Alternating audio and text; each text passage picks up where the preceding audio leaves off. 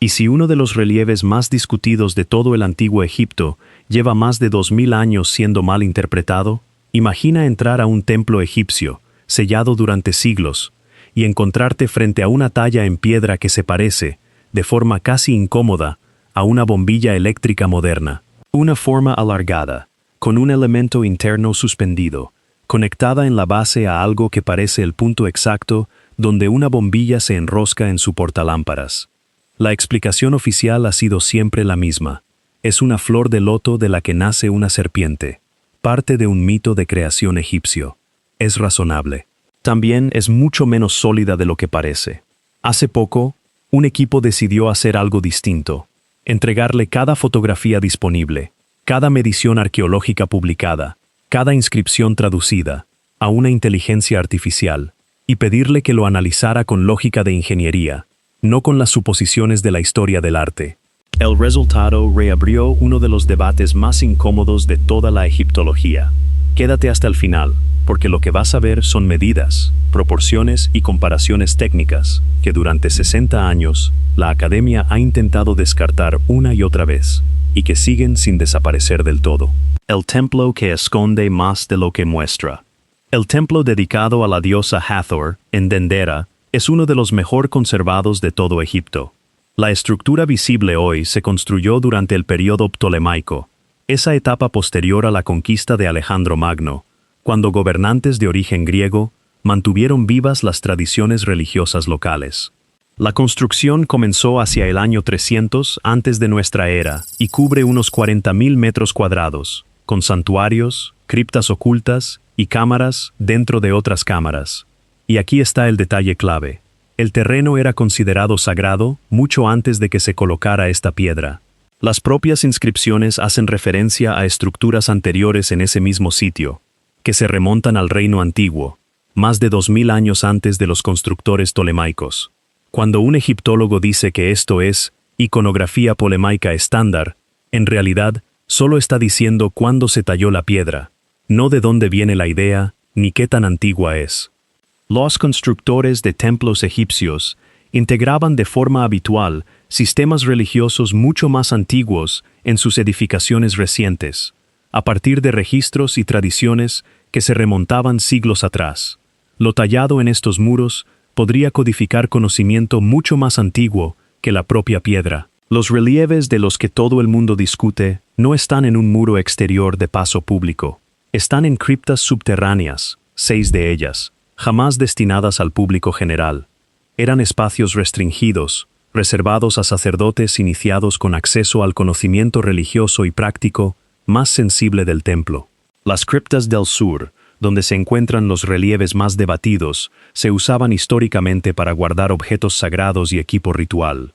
En una cultura donde el conocimiento especializado se controlaba de forma estricta, lo tallado en una cámara restringida merece un nivel de escrutinio distinto al de un muro de instrucción pública.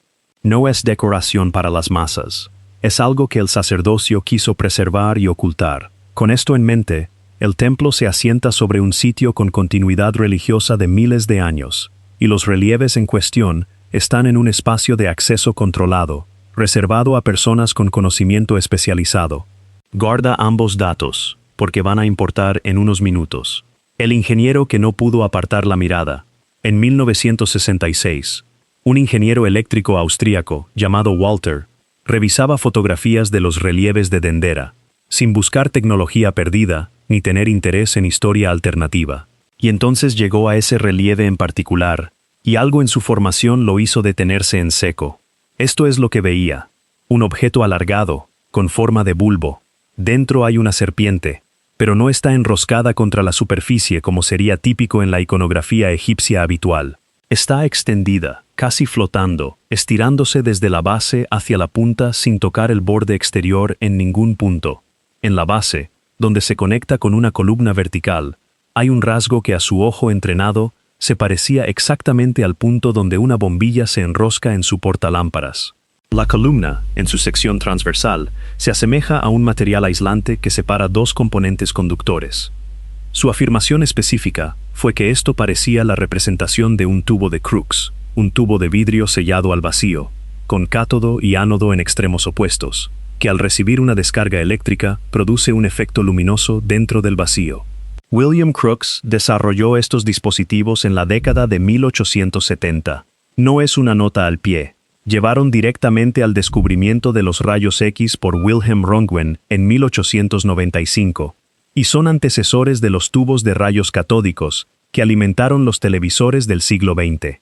Esa comparación, hecha por un profesional en 1966, ha sobrevivido 60 años de rechazo constante por parte de la academia. La descartan una y otra vez, y sigue volviendo. Lo que este ingeniero no pudo responder con las herramientas de los años 60 fue si ese parecido era coincidencia o apuntaba a algo real. Esa pregunta quedó sin resolver hasta que alguien decidió pedirle a una inteligencia artificial que la analizara como un problema de medición técnica, no de impresión visual. Pero antes de llegar a lo que encontró esa IA, hay un misterio separado que conecta con todo esto. ¿Cómo veían en la oscuridad? Aquí hay una pregunta que la egiptología convencional jamás ha respondido del todo.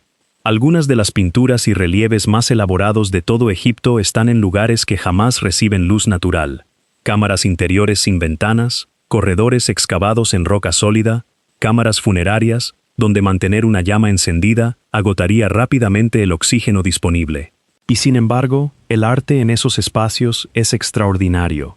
Ciertas tumbas reales tienen pinturas tan profundamente bajo tierra que producirlas con lámpara habría significado gestionar simultáneamente la estabilidad de la llama, los niveles de oxígeno y el humo, mientras se ejecutaba un trabajo de detalle finísimo, casi a oscuras.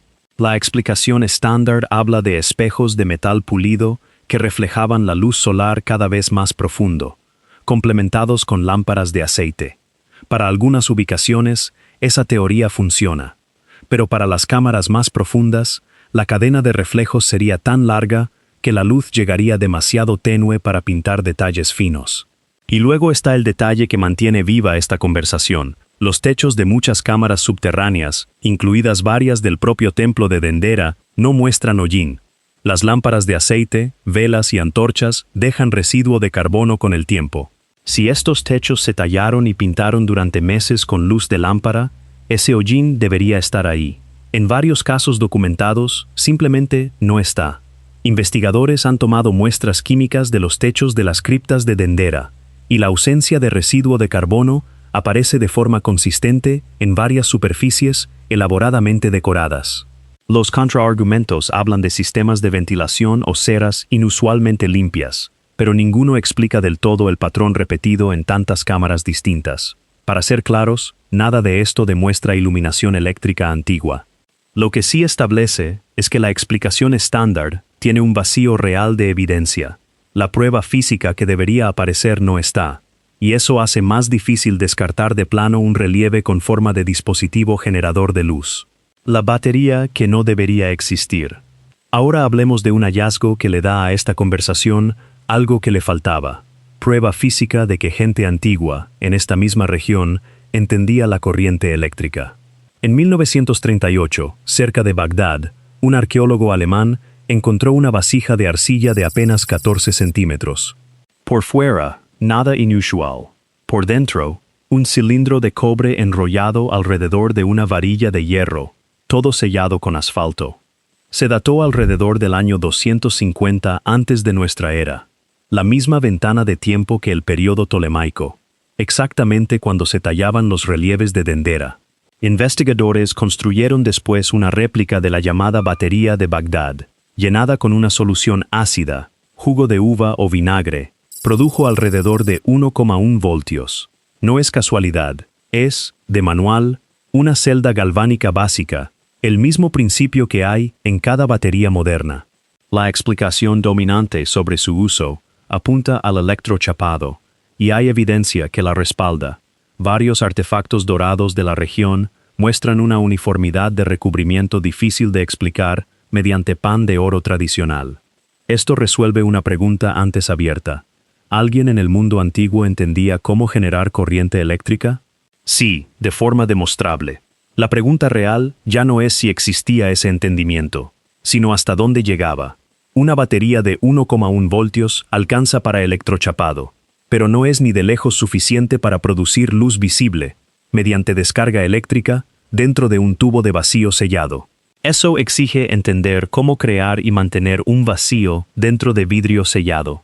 No es un salto pequeño, es enorme. Si ese salto llegó a darse, si el entendimiento demostrado por la batería de Bagdad se extendió hasta lo que el relieve de Dendera parece mostrar, es precisamente la pregunta que se le planteó a la inteligencia artificial. Lo que la inteligencia artificial encontró realmente. Aquí la historia deja de ser mitología y se vuelve ingeniería moderna. No se le preguntó a la IA, «Esto es una bombilla antigua». Se le planteó algo más objetivo. ¿Este relieve se parece a un objeto funcional real, con una precisión que excede lo esperable de una obra simbólica? Los historiadores preguntan qué representa un relieve dentro de las creencias de una cultura. Los ingenieros buscan patrones medibles, dimensiones repetibles y relaciones estructurales necesarias si un objeto fue diseñado para una función específica. Uno se centra en el simbolismo, el otro en la geometría.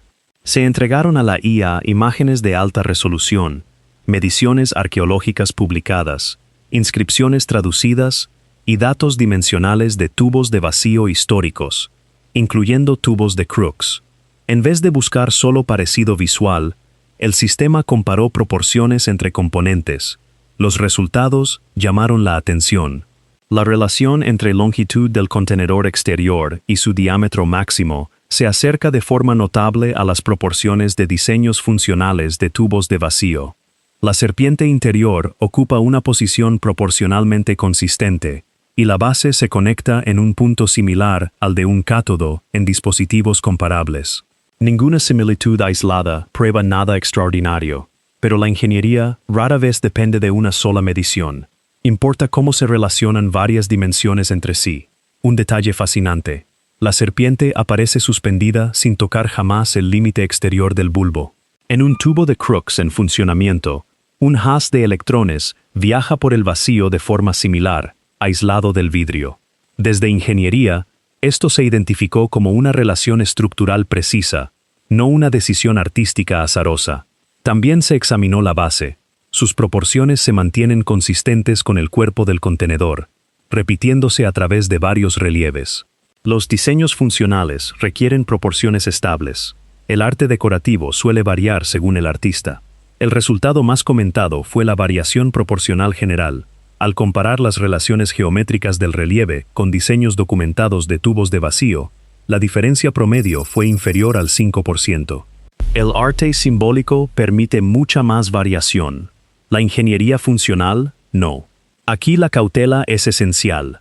Una coincidencia geométrica cercana no prueba que los egipcios tuvieran tecnología eléctrica. No existe un tubo de vacío antiguo conservado, ni cableado, ni evidencia directa de que tal dispositivo existiera. La conclusión fue más moderada. El relieve exhibe una consistencia interna de ingeniería inusualmente difícil de descartar como coincidencia. No se declaró que fuera una bombilla antigua, sino que merece un examen técnico serio, porque varias características independientes se alinean con principios de sistemas de ingeniería reales. Los jeroglíficos, de los que nadie habla, alrededor de la talla high. Inscripciones que los egiptólogos traducen desde hace más de un siglo. Una interpretación común describe a la figura como el gran ser que ilumina, o aquello que da luz. La lectura convencional lo vincula al dios solar Ra y al relato egipcio de la creación. El loto simboliza el nacimiento de la vida, la serpiente, el poder divino que emerge de las aguas primordiales. Es coherente con el simbolismo religioso del templo. Pero esas mismas palabras también podrían describir un objeto generador de luz, si observadores antiguos explicaban una tecnología desconocida con lenguaje religioso. A lo largo de la historia, ideas complejas se han expresado a través de mitos y simbolismo sagrado. ¿Eso prueba la interpretación funcional? No. ¿La elimina? Tampoco. Es una de las piezas más ambiguas de todo el debate, y deja abiertas dos posibilidades que compiten entre sí. Una teológica, otra técnica. Quizás la conclusión más sorprendente no es que la IA haya resuelto el misterio, no lo hizo, sino que demostró que algunas preguntas alrededor de este relieve merecen mucha más atención de la que han recibido. No es solo un relieve. La famosa luz de Dendera no es una talla única. Forma parte de una colección más grande. Se han documentado múltiples relieves con forma de bulbo en la cripta sur, cada uno con ligeras diferencias, pero todos siguiendo el mismo lenguaje de diseño. En algunas, la serpiente aparece más cerca de la base, en otras, más al centro. En unas cuantas, el pilar de apoyo y el conector cambian de ángulo, aunque las proporciones generales se mantienen consistentes. Se han catalogado al menos 5 representaciones distintas de esta forma de bulbo, cada una variando de forma específica mientras conserva la misma relación estructural fundamental. Las diferencias artísticas aparecen en la curvatura de la envoltura o el grosor del contorno, pero la geometría central se repite en toda la serie. En lugar de analizar la imagen más famosa de forma aislada, se trató todo el conjunto como un solo conjunto de datos, midiendo relaciones geométricas recurrentes entre versiones. Esto reduce el riesgo de sacar conclusiones de un solo ejemplo y permite que emerjan patrones más amplios. La lógica: si estas imágenes representan tecnología funcional, distintas versiones deberían mostrar características técnicas consistentes. La posición del elemento interno podría variar según el estado operativo, mientras las proporciones estructurales se mantendrían estables, porque la ingeniería funcional requiere dimensiones repetibles. Si en cambio son variaciones puramente simbólicas, cabría esperar que las posiciones y características cambiaran según convención artística o énfasis teológico. La variación simbólica sigue al significado. La variación técnica sigue a la función. El hallazgo fue específico. La posición de la serpiente varía entre relieves, siguiendo un patrón consistente con distintos estados operativos del mismo tipo de dispositivo. 6 posiciones se corresponden con dónde aparecería un haz de electrones en un tubo de Crookes bajo distintas condiciones eléctricas. Más cerca del cátodo con menor potencia, más extendido con mayor potencia. Esto no prueba nada, pero ofrece una analogía técnica medible en vez de una simple impresión visual. Las características de conexión de la base muestran relaciones proporcionales consistentes con los cuerpos de los bulbos a través de las tallas, a pesar de las variaciones internas, sugiriendo una plantilla estructural repetida, en vez de obras simbólicas inventadas de forma independiente. Este patrón, consistencia estructural combinada con variación sistemática interna, es más compatible con representaciones del mismo dispositivo en distintos estados operativos, que con una colección puramente simbólica, donde no se espera este nivel de precisión repetida. Los egiptólogos siguen interpretando el conjunto como variaciones del mismo símbolo religioso, el loto, la serpiente y las deidades asociadas, representando distintos aspectos de la creación egipcia, la iluminación divina y el renacimiento cósmico.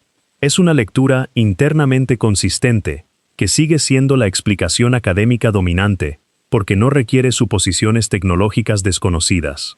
Lo que aporta este análisis es un marco alternativo específico, donde la misma variación visual que los egiptólogos leen como simbólica aparece como operacional.